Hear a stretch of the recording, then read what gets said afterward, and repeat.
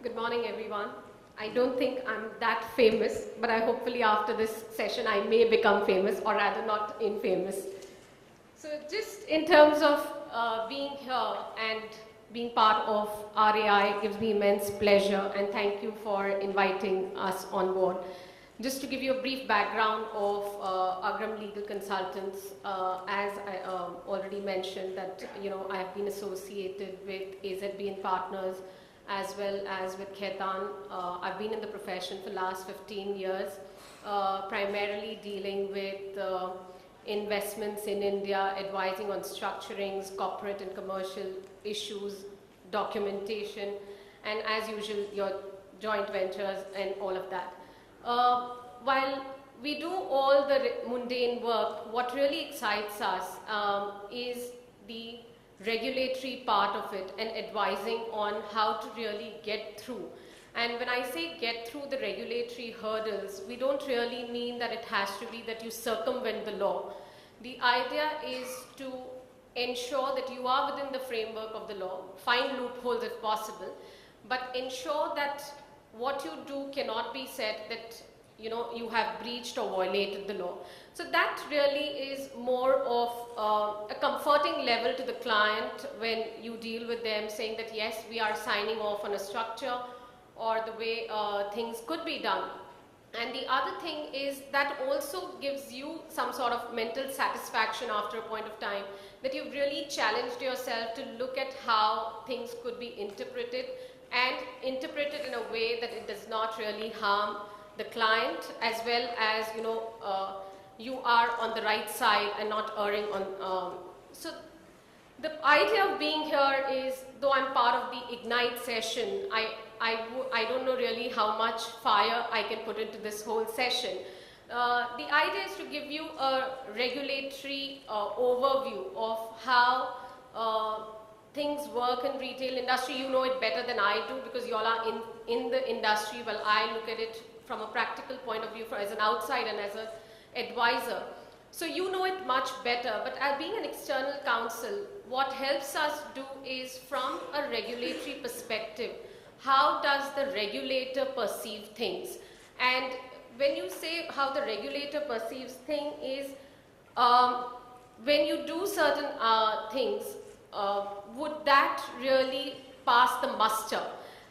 So that's very, very important to know how you could really do things to get, as I said, within the framework, be innovative at times, and pass the hurdle. Now, as we were talking early in the morning as to what are the kind of stuff which really the retail industry goes through, and how the role of a counsel has become more and more important. As Mr. While addressing, he did mention that the role has now become of guiding or navigating you on the highway. Yes, we would, as an external counsel, want to navigate you on the highway as the highway becomes broader, but to ensure that you don't get a speeding ticket. So it's very, very important to understand how to go about doing things. The first regulatory hurdle that we all understand when anyone starts business is that India is a very, very complex regime. When you start with, let's take a domestic person. If I want to go and start a retail business, I have a host of laws which I need to go through. And as a lawyer, I must admit, I don't know all the laws which are there in the country. So it's very, very vague to say that you would know what all the laws are. So it becomes very difficult to understand how you start about going a business. And this is an era of startups. This is an era where everyone wants to venture out, take risks, and do a lot of things. And if you don't know where to approach, the highway may be broad enough, but you may go into a completely wrong direction. So how the law functions, how the regulatory functions, we have a lot of problems, and I guess the idea of RAI is also to present a paper at the end of, after this brainstorming session, to the ministry, to the regulator, saying how they can help us doing business in India.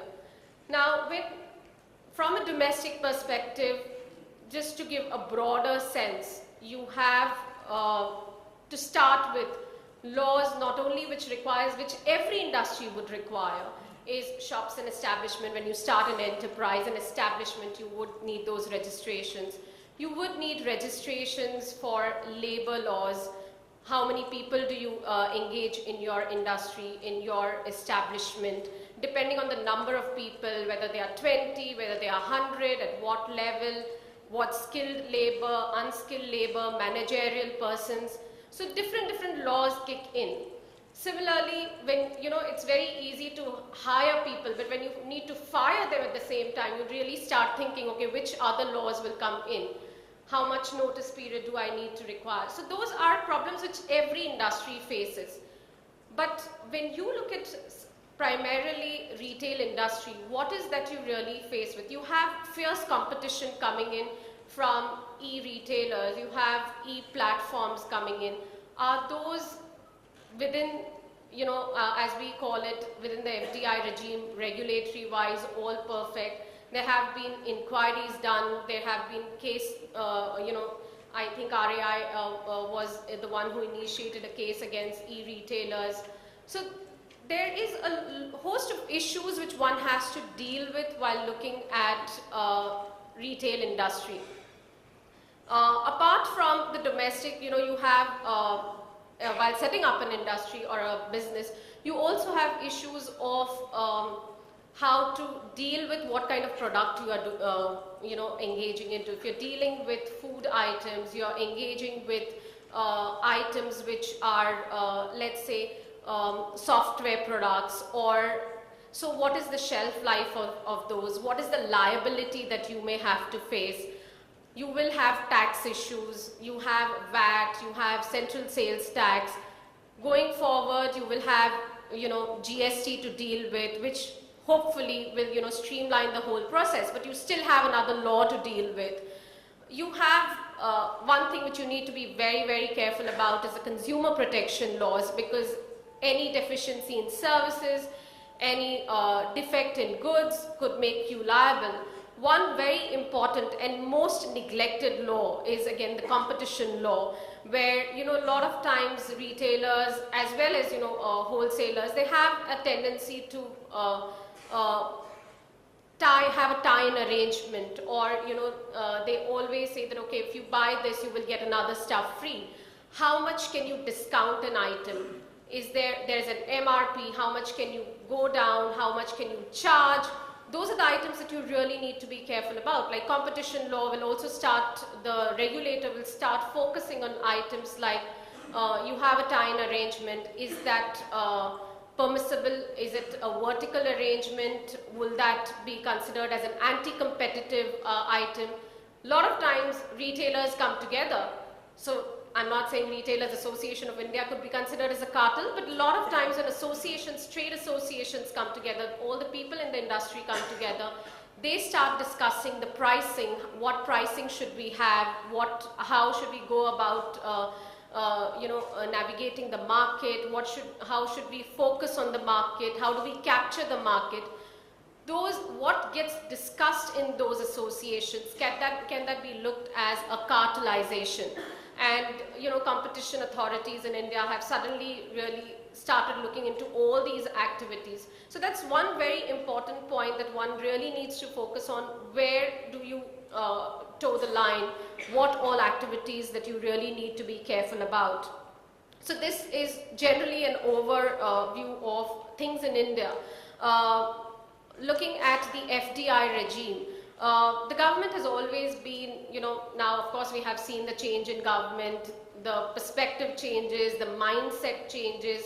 You want to do business in India, ease of doing business in India. You have ideas of manufacture, made in India concept. How much does that really help retailers or e-tailers? It's to be seen, because I think everyone is trying to focus and harness their own ideas and the industry.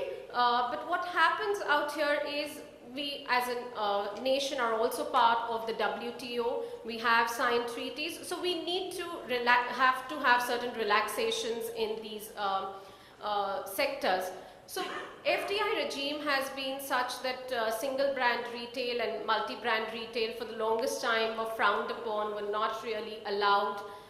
In the last few years, there has been liberalization. Sorry, I guess the chief guest is here. I would just take a break for that.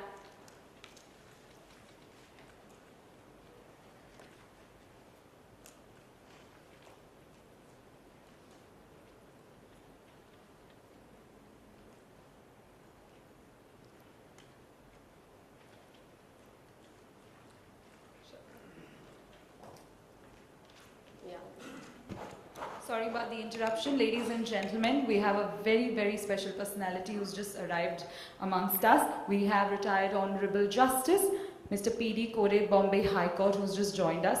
Let's welcome sir with a big, big round of applause. Thank you so much, sir, for taking time off your busy schedule and joining us here today. I think we'll continue with Vaishali's session.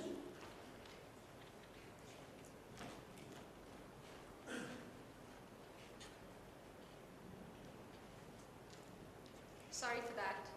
So just coming back on the FDI, that has been relaxed, not entirely, up to 49% in single brand retail, as you all are aware of, is under the automatic route. When we say automatic route, that means you don't have to go to the Government of India, which is the FIPB, Foreign Investment Promotion Board, for an approval.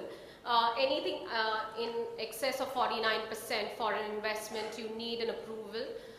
There are certain conditions which are attached to it, so it's not as easy as going about doing business. You need to source from locally, which is also taking into account that you need to safeguard and protect the domestic industry, the small scale and medium sized enterprises. So there are certain conditions associated with that. The other thing that also comes along is the multi-brand.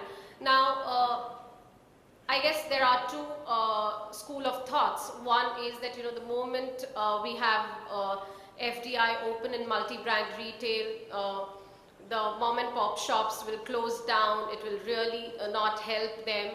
The other school of thought is competition is always healthy. The moment you have competition, everyone will gear up to certain standards and try and make the most of it. Which, you know, I wouldn't say any viewpoint is incorrect, because that's a view. And the way it has to be looked at is, how do we have a consensus, or how do we bring about everyone so that everyone can benefit the most out of it. So there are certain conditions, as I just mentioned, that you have to protect the small scale industries as well. And that's why the government, the way it has done, that it has put these conditions whenever you want to bring in any investment in India.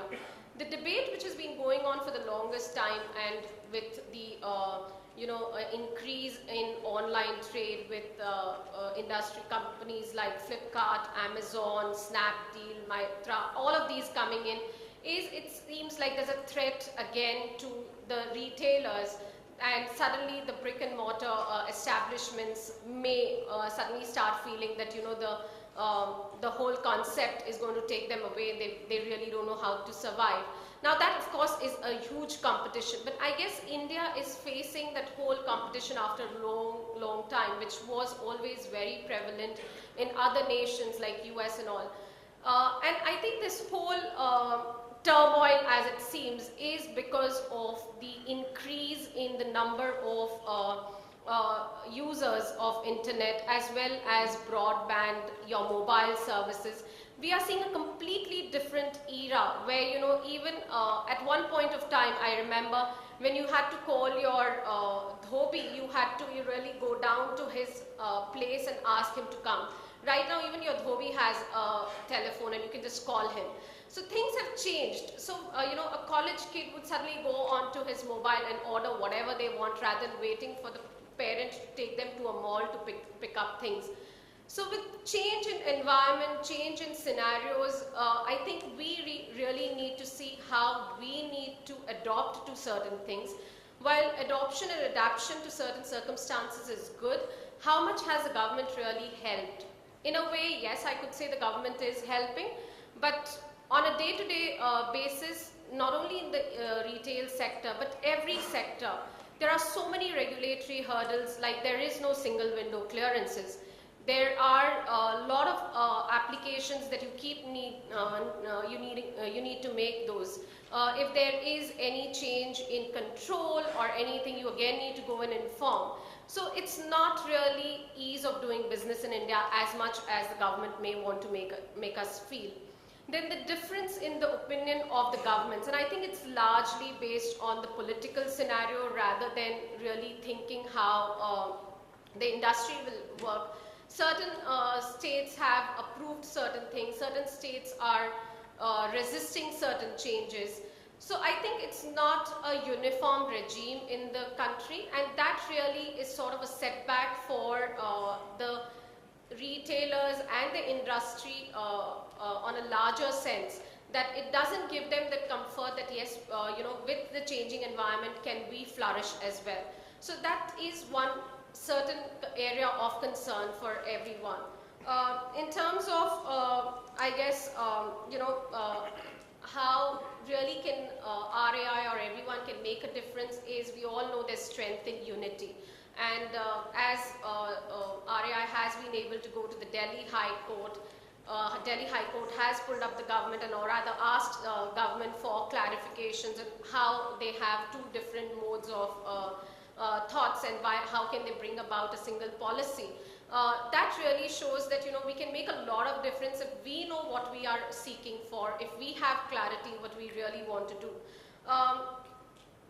Just to summarize this whole thing, as I said, it was not at any point of time to have full clarity, but to at least stir that sort of a conversation and in our minds as to what all do we need to do, what are the issues that we usually face, and how can we approach the government to sort those issues out.